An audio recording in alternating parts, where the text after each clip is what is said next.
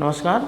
आज हम लोग अक्षांश रेखा, देशांतर रेखा, मकर रेखा, कर्क रेखा या भूमध्य रेखा या विषुवत रेखा या अंतर्राष्ट्रीय तिथि रेखा या ग्रीनविच रेखा या कौन से दिन बड़े होते हैं, कहाँ पे सूर्य जब आता है कर्क रेखा पे आता है, मकर रेखा पे आता है। 2-3 क्वेश्चन जो है इस तरीके से आपका बनता है और उसको बहुत ध्यान से आप देखेंगे। ये जो है अक्षांश रेखा और देशांतर रेखा क्या क्या होती है। तो अक्षांश रेखा आप देखेंगे कि जो वह रेखा होती है कि जो समय का पता करती है, स्थान का पता करती है। जैसे मान लीजिए किसी की कोई चीज़ गुम हो गई या कोई किसी का कोई बहुत बड़ा क्रिमिनल है भाग गया, तो उसका लोकेशन मोबाइल वगैरह से ट्रेस करके अक्षांश का पता कर लिया जाता है, कौन स्थान कहाँ पे, कौन चीज़ कहाँ पे। जैसे हमारा भारत का समय ही है, इलाहाबाद नैनी से 22.5 डिग्री पे है और ग्रीनविच समय लंदन से वहाँ से पता किया जाता है। ग्रीनविच लंदन में एक स्थान है जो अक्षांश और देशांतर रेखाओं को जो भूगोलविद या वैज्ञानिकों ने पता करके ही समय का पता किया, स्थान का पता किया। तो इस तरीके से यह अक्षांश और देशांतर रेखाएं कोई वास्तविक रेखा नहीं होती है, यह एक काल्पनिक रेखा होती है। और एक काल्पनिक रेखा कैसे होती है इसके बारे में हम लोग जानेंगे। थोड़ा सा देख लेते हैं भाई कौन कौन से टॉपिक है। पहला टॉपिक तो आप ये देख लेंगे कि पहला है अक्षांश रेखा, अक्षांश रेखा और देशांतर। अक्षांश रेखा को पहले हम लोग देख लेते हैं। अक्षांश रेखा को कहते हैं लैटीट्यूड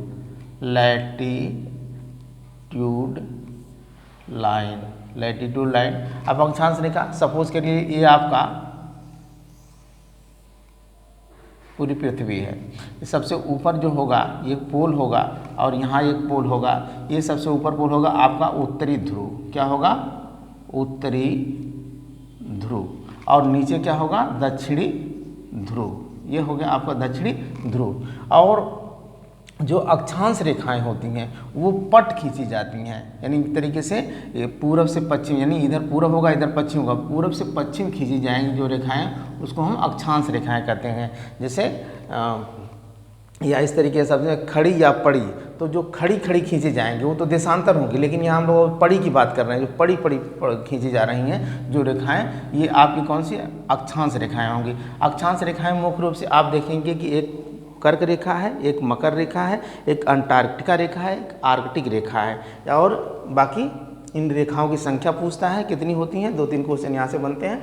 तो ये 0 डिग्री पे जो खींची गई रेखा इसको कहेंगे भूमध्य रेखा,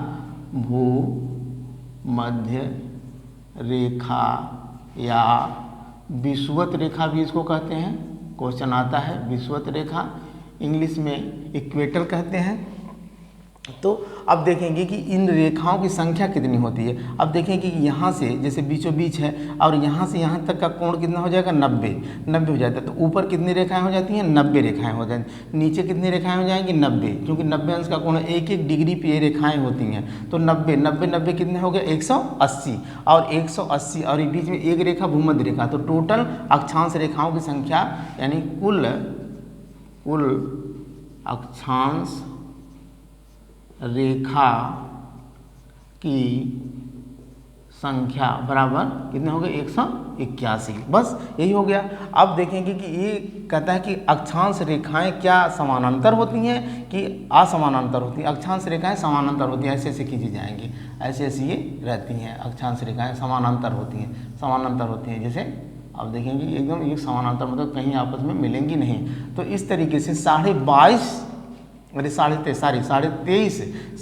डिग्री पर खींची गई रेखा, 23.5 डिग्री पर 23 सही 1/2 डिग्री पर खींची गई रेखा को हम लोग कर्क रेखा कहते हैं। क्या कहते हैं? कर्क रेखा। अगर पूछेगा कर्क रेखा किसे कहते हैं, तो भूमध्य रेखा से उत्तरी गोलार्ध की तरफ या उत्तरी ध्रुवों की तरफ 23.5 डिग्री पर खींची गई रेखा को कर्क रेखा कहते हैं। बस यही आपका हो जाएगा। और पूछेगा भूमध्य रेखा या विषुवत रेखा, तो बीचों बीच, पृथ्वी के बीचों बीच सबसे बड़ी रेखा जो खींची जाती है उसको हम लोग भूमध्य रेखा या विषुवत रेखा कहते हैं। जो आपके पश्चिम से पूरब की तरफ या पूरब से पश्चिम की तरफ खींची जाती है उसको भूमध्य रेखा कहते हैं। और 23.5 डिग्री पर भूमध्य रेखा से उत्तरी ध्रुव की तरफ या उत्तरी गोलार्ध में खींची गई रेखा को कर्क रेखा कहते हैं। और नीचे भी इस तरीके से समानांतर रेखा इस तरीके से खींची जाएंगी, इस तरीके से खींची जाएंगी। तो इसमें भी यहीं पे 23.5 डिग्री पर 23.5 डिग्री पर जो है खींची गई ये रेखा को मकर रेखा कहते हैं। कौन सी रेखा कहते हैं? मकर रेखा। मकर रेखा के भी पूछेगा अगर तो आप बता देंगे कि 23.5 डिग्री पर यानी दक्षिणी ध्रुव यानी दक्षिणी गोलार्ध में खींची गई रेखा को भूमध्य रेखा से नीचे कह देंगे, खींची गई रेखा को मकर रेखा कहते हैं। ये 3 पॉइंट आपको हो गई, भूमध्य रेखा, कर्क रेखा, मकर रेखा। ठीक, अब इसके बारे में आप जानेंगे। और यहीं पे 66.5 अक्षांश पे 66.5 यानी 66 सही 1/2 66.5 अक्षांश पे खींची गई रेखा को कौन सी रेखा कहते हैं? आर्कटिक रेखा कहते हैं। कौन सी रेखा? आर्कटिक। आर्कटिक आर्कटिक रेखा कहते हैं। और फिर यहीं पे 66.5 डिग्री पे 66.5 डिग्री पे खींची गई रेखा को अंटार्कटिक रेखा कहते हैं। अंटार्कटिक रेखा कहते हैं। ये कभी कभी पूछता है, ये क्वेश्चन आपका यहीं से देखें आप 3-4 क्वेश्चन आपका बन जाएगा कि आर्कटिक रेखा, कर्क रेखा, भूमध्य रेखा, मकर रेखा और अंटार्कटिक रेखा। अब पूछता है कि 2 रेखाओं के बीच की दूरी कितनी होती है, यानी एक यहाँ से एक अंश से दूसरे अंश के बीच की दूरी लगभग 100 यानी 2 यहाँ से ये था एक पॉइंट, ये था, सभी पॉइंट इंपॉर्टेंट है। यानी 2 रेखाओं के बीच की दूरी 111 किलोमीटर होती है। कहीं कहीं 111.13 दिया होता है, कहीं कहीं 111 होता है। तो 2 रेखाओं के बीच की दूरी 111 किलोमीटर होती हैं। और ये रेखाएं क्या होती हैं? समानांतर होती हैं। ये रेखाएं समानांतर होती हैं। तो अगर आप इसको समझेंगे इस तरीके से तो एकदम आसानी से समझ में आ जाएगा। इसमें कुछ है नहीं, बस समझने की चीज़ है कि ये रेखाएं जो है एकदम समझ में आ गया इस तरीके से। अब हम लोग देखेंगे कौन सी आपका ये देशांतर रेखा। कौन सी रेखा? देशांतर रेखा। तो मान लीजिए यहाँ आपका ये बन गया, थोड़ा सा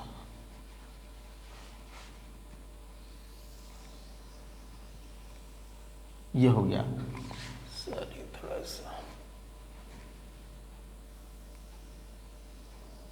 हाँ ये पृथ्वी आपकी बन गई।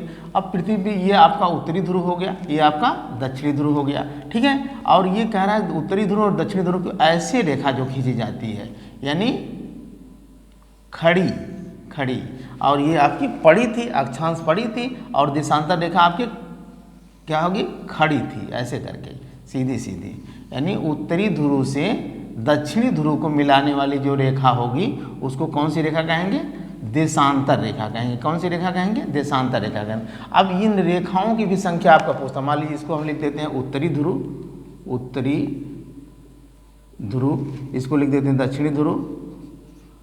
दक्षिणी ध्रुव, और इधर तो मान लीजिए पूरब है, इधर पश्चिमी गोलार्ध है, पूर्व गोलार्ध है, पश्चिमी गोलार्ध है।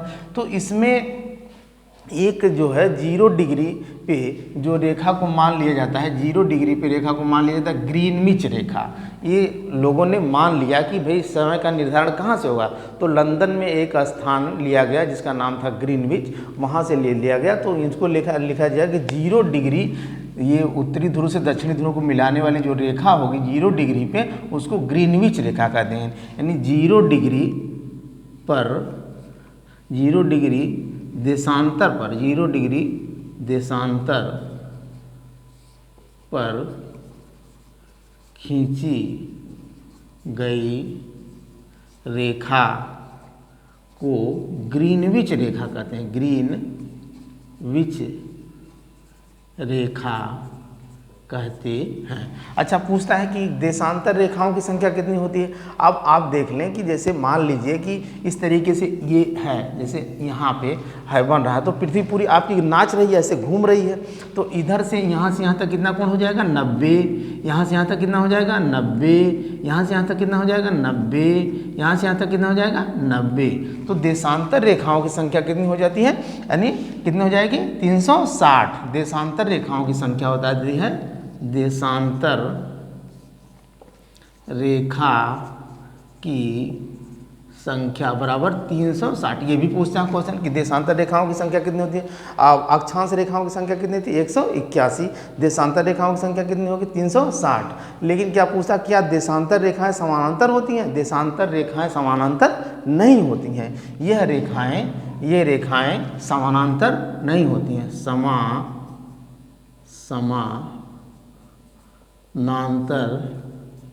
नहीं होती हैं। यानी बीच में जो है 111.23 किलोमीटर की दूरी होती है, लेकिन और किनारों पर ध्रुवों की तरफ जैसे जैसे ये बढ़ती हैं वहाँ दूरी जो है कम होने लगती है। तो आपका अब एक होता है अंतर्राष्ट्रीय तिथि रेखा।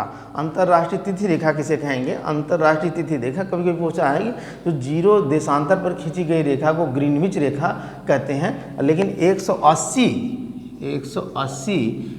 देशांतर पर 180 डिग्री देशांतर पर खींची गई रेखा को अंतर्राष्ट्रीय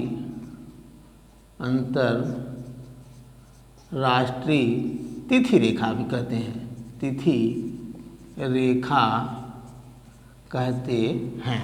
इस तरीके से आप जान जाएंगे। और पूछता है कि हमारे यहाँ का समय जो है ग्रीनविच समय लंदन के समय से कितना पहले है। तो हमारे यहाँ का समय जो है, यानी हमारे यहाँ का समय, हमारे भारत का समय लंदन के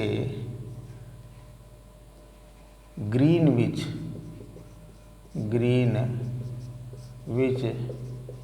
समय से घंटा पहले होता है। ये भी जान जाएंगे आप। दूसरी बात है कि हमारे यहाँ का समय कहाँ से निर्धारित होता है? हमारे यहाँ का समय यानी भारत का समय इलाहाबाद यूपी में एक स्थान पड़ता है। इलाहाबाद यूपी में एक स्थान पड़ता है नैनी से निर्धारित होता है। यह कितने डिग्री पर है? ये यहाँ से जो रेखा गुजरती है यानी इलाहाबाद नैनी पे 82.5 डिग्री पर ये जो है, और यहाँ से हम लोग अपने यहाँ का समय निर्धारित करते हैं। कभी कभी क्वेश्चन पूछता है कि ग्रीनविच रेखा भी कहाँ पड़ता है? वो आपका ग्रीनविच स्थान कहाँ पड़ता है? लंदन में पड़ता है। इसे आप बता देंगे। अब ये पूछता है कि जब इसी 23.5 डिग्री पर सूर्य एकदम सीधी रेखा में आ जाएगा तो दिन सबसे बड़ा होगा। वो कौन सा दिन होगा? 21 जून होगा। यानी 21 जून को जब यहाँ लिख देंगे, जब 23.5 डिग्री कर्क रेखा पर सूर्य सीध में होता है तो 21 जून को दिन सबसे बड़ा और रात सबसे छोटी होगी। और फिर वहीं पे ये तो आपका उत्तरी ध्रुव में चला गया, यानी उत्तरी साइड में चला गया भूमध्य रेखा से। और फिर दक्षिणी साइड में जब आप आएंगे तो 23.5 डिग्री यानी मकर रेखा पर जब आपका ये पड़ता है, सूर्य सबसे सीधी रेखा में पड़ता है, तो कौन सा दिन होता है? 22 दिसंबर को जब ये कौन सा 22 दिसंबर का मतलब 22 दिसंबर को सबसे बड़ा दिन और रात सबसे छोटी होगी। ये कब? आपका यानी मकर रेखा पर सूर्य सीधे में होगा। तो इस तरीके से आप समझ गए होंगे कि अक्षांश रेखा, और यहाँ तो आपका ये देशांतर रेखा के बारे में था। देशांतर रेखा, जिसको कहेंगे लॉन्गिट्यूड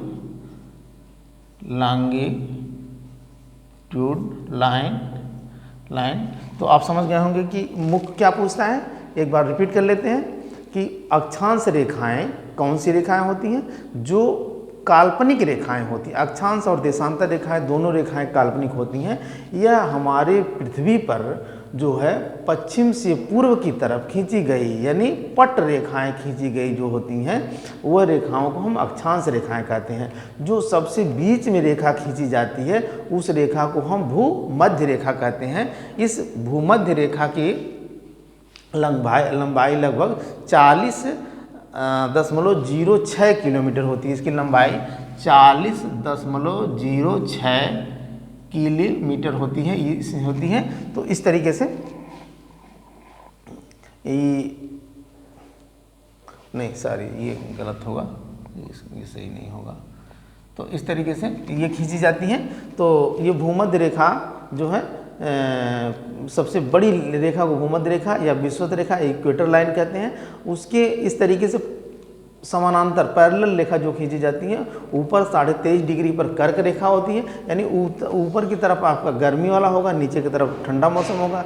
फिर नीचे 23.5 डिग्री पर मकर रेखा होगी, फिर ऊपर 66.5 डिग्री पर आर्कटिक रेखा होगी और नीचे 66.5 डिग्री पर अंटार्कटिक रेखा होगी। ठीक है, इस तरीके से 2-3 क्वेश्चन है। दो रेखाओं के बीच की दूरी से 11 किलोमीटर होगी। ये रेखाएं समानांतर होंगी। कुल अक्षांश रेखाओं की संख्या 181, क्योंकि हमने बताया था ना कि ऊपर 90 डिग्री नीचे 90 डिग्री, 90 180 बीच वाली एक रेखा 181। ठीक, अब हम देखेंगे देशांतर रेखा लॉन्गिट्यूड लाइन में क्या होगी, ये रेखाएं जो है उत्तरी ध्रुव से दक्षिणी ध्रुव को मिलाती हुई खींची जाती हैं। उत्तरी ध्रुव से दक्षिणी ध्रुव को मिलाती हुई जो रेखा खींची जाती हैं, यानी कि खड़ी रेखाएं खींची गई, और ये रेखाएं समानांतर नहीं होती हैं। जब ये रेखाएं खींची गई तो वैज्ञानिकों ने या खगोलविद शास्त्रियों ने कहा कि स्थान निर्धारित कैसे किया जाएगा। तो लंदन में एक स्थान लिया गया ग्रीनविच, वहाँ से समय का निर्धारण किया गया और वहीं से फिर जो है पूरे विश्व का समय निर्धारित किया जाता है। तो ये इस तरीके से, और इन देशांतर पर खींची गई, जीरो देशांतर पर खींची गई रेखा को ग्रीनविच रेखा, ये मान लिया गया कि ये ग्रीनविच रेखा है, जीरो देशांतर पर खींची गई रेखा है, वो खींची गई रेखा का इनकी संख्या कैसे आप निकालेंगे। जैसे मान लीजिए कोई एंगल है, आप खींचते हैं कि इधर 90 डिग्री नीचे, फिर 90 डिग्री, फिर 90, चारों तरफ से जब घूम जाता है कोई चीज़ तो कितना होता है 360। इसकी संख्या कितनी होती है, देशांतर रेखाओं की संख्या कितनी होती है 360। इस ये समानांतर नहीं होती हैं। तो इस तरीके से, और ये जीरो ग्रीनविच पर खींची गई रेखा को ग्रीनविच यानी जीरो देशांतर पर खींची गई रेखा ग्रीनविच रेखा, 180 देशांतर पर खींची गई रेखा अंतर्राष्ट्रीय तिथि रेखा कहते हैं। दूसरी चीज़ हो गई कि सबसे बड़ा दिन और सबसे छोटी रात यानी उत्तरी गोलार्ध में कब होगा, 21 जून को होगा, और दक्षिणी गोलार्ध में 22 दिसंबर को होगा। तो आज के लिए इतना ही, धन्यवाद।